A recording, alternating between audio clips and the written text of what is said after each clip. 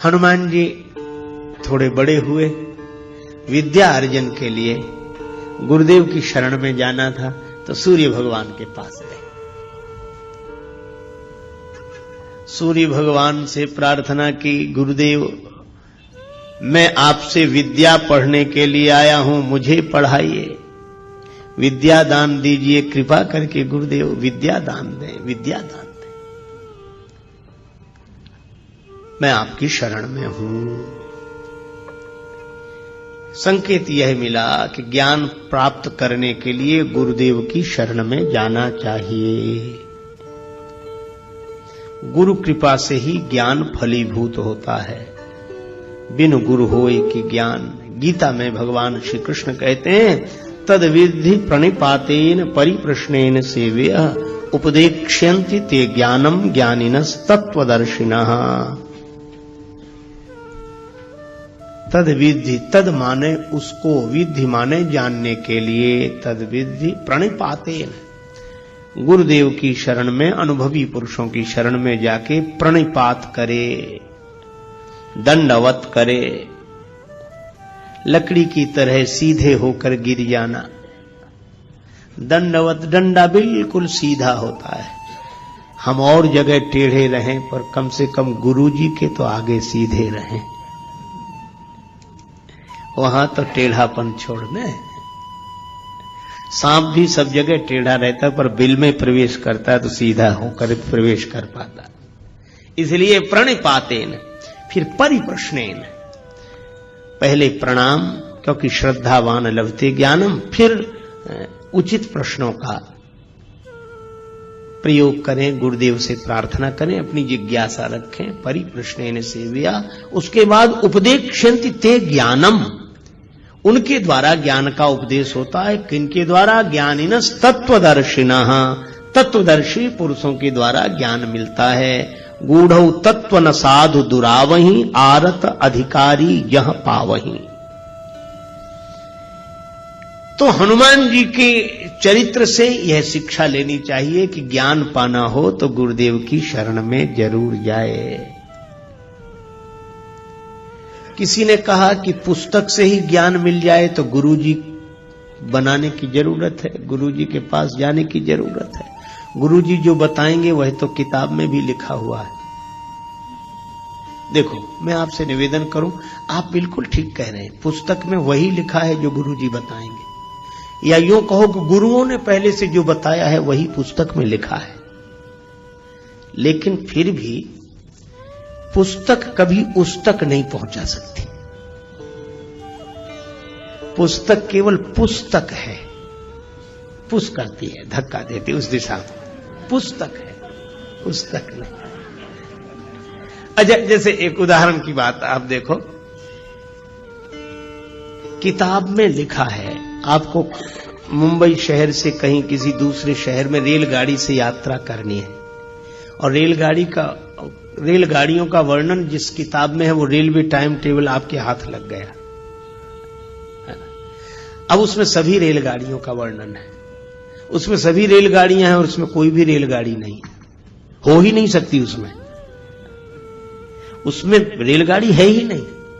लेकिन जिसमें रेलगाड़ी है नहीं, पता रेलगाड़ी का उसी से लगता है जिसमें नहीं है।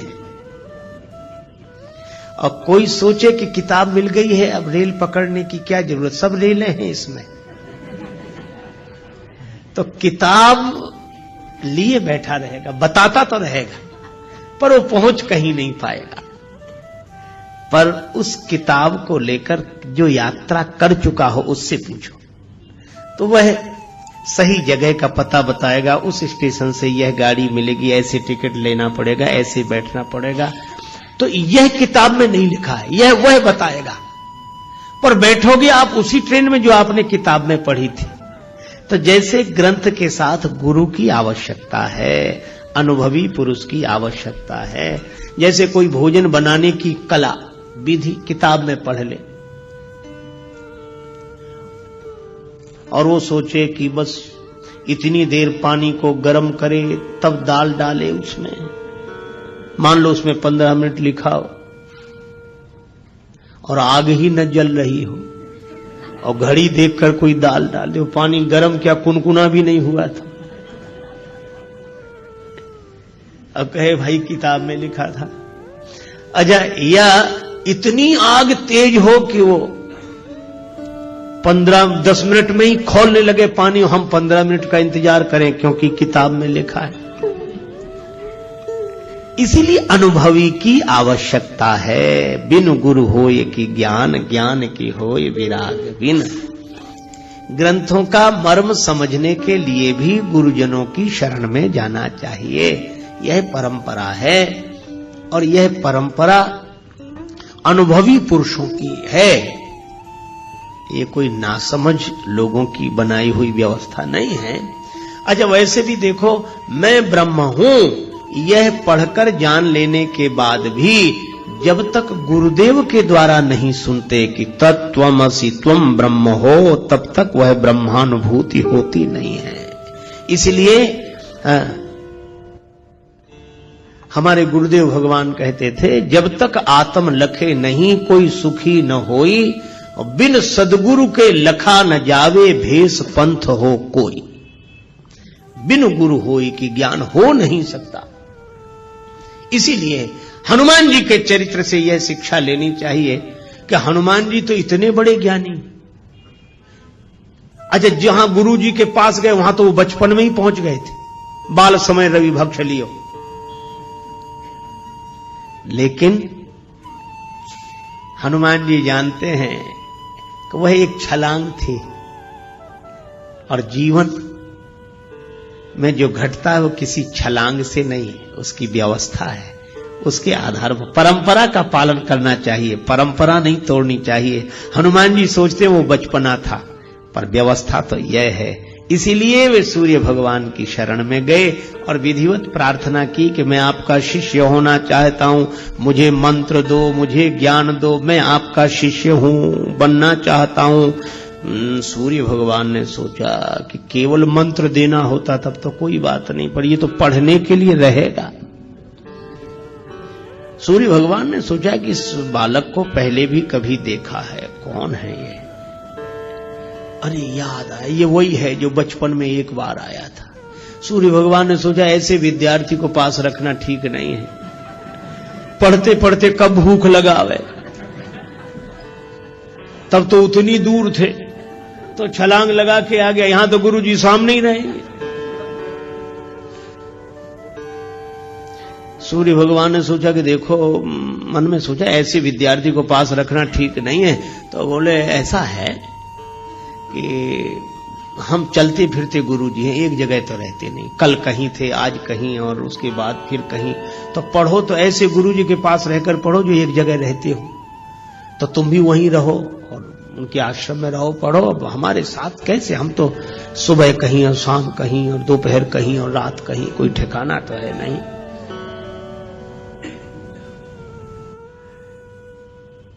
हनुमान जी बोले पढ़ेंगे तो आप सही। अनन्य निष्ठा जो थी, पढ़े। कैसे पढ़ोगे? हम तो चलते फिरते हैं। हनुमान जी बोले तो हम चलते फिरते विद्यार्थी बन जाएंगे। आप जहां जहां चलोगे हम भी साथ साथ चलेंगे, आपकी सेवा करेंगे, पढ़ते चलेंगे। आप भी तो कहीं ना कहीं दोपहर को रहते होगे, रात को हम भी रहेंगे आपके साथ ही, बस साथ ही रख लो बस। सूर्य भगवान ने सोचा यह विद्यार्थी विचित्र, गले ही पड़ गए। तो सूर्य भगवान ने कहा कि हमारे साथ रहोगे तो भी पढ़ नहीं सकोगे। क्यों? हमारे पीछे पीछे चलोगे तो हमारी पीठ तुम्हारी तरफ होगी, और हमारे आगे आगे चलोगे तो तुम्हारी पीठ हमारी तरफ होगी, तो पढ़ाई कैसे होगी? गुरु शिष्य तो आमने सामने बैठे तब ना पढ़ाई हो। हनुमान जी बोले हाँ यह बात जरूर है। सूर्य भगवान बोले इसीलिए कह रहा हूं कि घर जाओ, पढ़ नहीं पाओगे, ऐसे कैसे पढ़ोगे? हनुमान जी थोड़ी देर रुके। बुद्धिमताम वरिष्ठम, हनुमान जी तो बुद्धिमानों में श्रेष्ठ है। तुरंत बोले इसका भी हल निकल आया गुरु जी। सूर्य भगवान बोले इसका क्या हल है? हनुमान जी बोले हम आपके आगे उल्टे उल्टे चलेंगे, किसी की पीठ किसी की तरफ, आपके आगे उल्टे चलेंगे। सूर्य भगवान बोले वाह, अभी तो पढ़ाई शुरू नहीं हुई, गुरु जी के आगे ही उल्टे चलोगे, फिर पढ़ने से फायदा ही क्या है? काहे को पढ़ रहे कि गुरुजी के आगे ही उल्टे चलेंगे। अच्छा निश्चय है यह तो, हम तो आगे आपके आगे ही उल्टे चलेंगे। फिर पढ़ने का लाभ क्या, प्रयोजन क्या? हनुमान जी ने हाथ जोड़कर कहा, गुरुदेव यही तो मैं कह रहा हूं कि अगर गुरुदेव का ज्ञान पाकर भी वैसे ही चलते रहे जैसे पहले चल रहे थे तो पढ़ने का प्रयोजन ही क्या है? गुरुदेव से ज्ञान पाकर तो फिर उलटकर चलना चाहिए, जैसे पहले चलते थे वैसे नहीं, अब उलट कर चलो। गई सो गई अब राख रही को, बीत गई सो बीत जान दो अब ही बना लो काम। जो गया सो गया, उसके लिए कुछ मत सोचो। गई सो गई अब राख रही को, जो बचा है उसका उलट कर चलो। सूर्य भगवान बोले बिल्कुल ठीक है, अब पढ़ाऊंगा तुम्हें। भानु सो पढ़न हनुमान गए, भानु मन अनुमान शिशु केल कियो फेर फार सो। हनुमान बाहुक में वर्णन है। भानु सो पढ़न हनुमान गए, भानु मन अनुमान, सूर्य भगवान ने मन में अनुमान करके शिशु केल, बालकों के खेल की तरह फेर फार सब अदल बदल कर दिया। कैसे? बोले पाछले पगन गम मगन गगन मग क्रम को न भ्रम कपि बालक बिहार सो। पाछले पगन पीछे पल चलते हुए चरणों से हनुमान जी सूर्य भगवान के सामने, एक तो गुरुदेव सूर्य भगवान जैसे तेजस्वी सूर्य भगवान, और उनसे विद्या अर्जन करना, और उनके सामने उन्हीं के चेहरे को देखते हुए पीछे चलते रहे। सूर्य भगवान ने कहा कि अद्भुत हो, देख रहे हो हमारी तरफ और चल रहे हो जगत की तरफ। बोले बस यही है, हम चलें भले ही जगत की तरफ, पर दृष्टि में तो गुरुदेव और गुरुदेव का ज्ञान रहना चाहिए, यही जीवन की सार्थकता है। तो जिन्होंने सूर्य भगवान से ज्ञान प्राप्त किया हो वे ज्ञान के सागर हैं। जय हनुमान ज्ञान गुण सागर। अच्छा, अब गुणों की बात सुनो। गुणों के साथ सबसे बड़ी यह समस्या है कि किसी भी प्राणी में, यह प्रकृति का नियम है, सब गुण इकट्ठे रह नहीं सकते, होते ही नहीं। एक सज्जन एक गीत गाते थे, एक विधाता एक ईश्वर ही निर्दोष रहा, बाकी सब में कोई न कोई दोष रहा। हम सब में दोष है, ये बात अलग है कि हमें हमारे दोष का होश ना हो, और होश उन्हें नहीं होता जो मदहोश होते हैं, पर दोष तो होते हैं। क्यों होते हैं? क्योंकि सृष्टि बनाई ऐसी गई, जड़ चेतन गुण दोषमय विश्व कीन्ह करता। अच्छा चलो, दो गुणों का उदाहरण दें। दो गुणों का आप एक साथ निर्वाह नहीं कर सकते। सत्य बोलना गुण है, और शीलवान होना गुण है। किसी को बुरा ना लगे ऐसी बात मत कहो कि खराब लग जाए, किसी का दिल मत दुखाओ। और इसीलिए आपने देखा होगा जैसे ये शील आता है ना कि किसी का दिल मत दुखाओ, ऐसा आदमी सत्य बोल नहीं पाता, जानता तो है लेकिन दूसरे को बुरा लग जाएगा। अरे नहीं ठीक, आप ठीक कह रहे हैं, देखेंगे हम, फिर सोच लेंगे, हाँ ठीक है हाँ, अब अभी नहीं फिर कर लेंगे बात। सच्ची बात नहीं कह पा रहा, क्यों? शील आया तो सत्य चला गया, और जो सत्य को बोलते विप्राय शील का पालन नहीं कर पाते, वे कहते भैया किसी को बुरा लगे चाहे भला, हम तो साफ साफ कहते हैं, हाल तुरंत कह दिया, झंझट ही नहीं बात का, फिर तुरंत बोलो। जहां सत्य है वहां शील नहीं है, और जहां शील है वहां सत्य नहीं है। इन दो गुणों को इकट्ठा करना मुश्किल है। मेंढकों की तौल है, एक गुण को बुलाओ दूसरा चला जाता है। इसीलिए सब गुण किसी में इकट्ठे हों ऐसा संभव है ही नहीं। गुण दोषमयी सृष्टि है, सब में गुण है, सब में। यह बात अलग है, किसी में गुण ज्यादा है दोष कम है, किसी में दोष ज्यादा है गुण कम है, पर यह होगा ही। पर हनुमान जी में दोष नहीं है, गुण ही गुण है। तो यह प्रकृति के में तो यह अपवाद है, कारण है। हनुमान जी को उनका आशीर्वाद मिला है जो प्रकृति से ऊपर है। प्रकृति जिनके हाथ में, जो प्रकृति के हाथ में होते हैं उनमें गुण दोष दोनों होते हैं, लेकिन प्रकृति से ऊपर जो है उनका हाथ जिनके माथ पर होता है उनमें गुण ही गुण होते हैं, दोष नहीं होते हैं। तो हनुमान जी में गुण आए कब से? केवल एक बात कह के चर्चा को विराम। गुण आए कब से?